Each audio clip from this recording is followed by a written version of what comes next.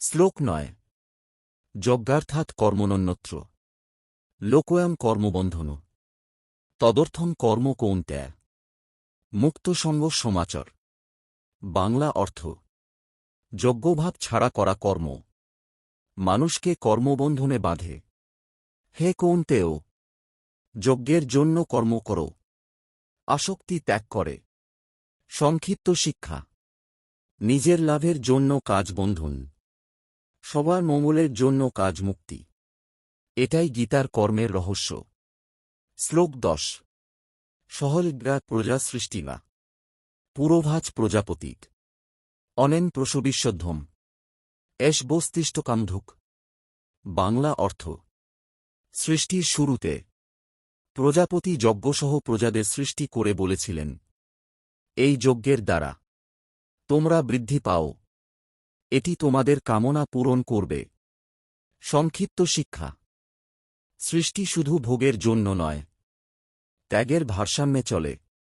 যজ্ঞ দেওয়া দায়িত্ব।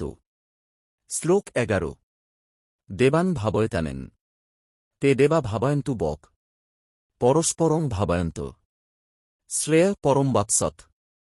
বাংলা অর্থ এই যজ্ঞের দ্বারা তোমরা দেবতাদের তুষ্ট করো, আর দেবতারাও তোমাদের কল্যাণ করবেন।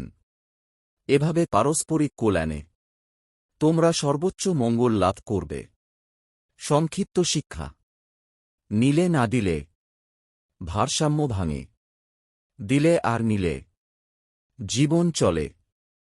শ্লোক ১২ ইষ্টান ভোগান হি বো দেবা দাস্যন্তে যজ্ঞভাবিতা তৈর্দত্তান অপরদারিভ্য যো ভুঙ্ক্তেস্তেন এপস।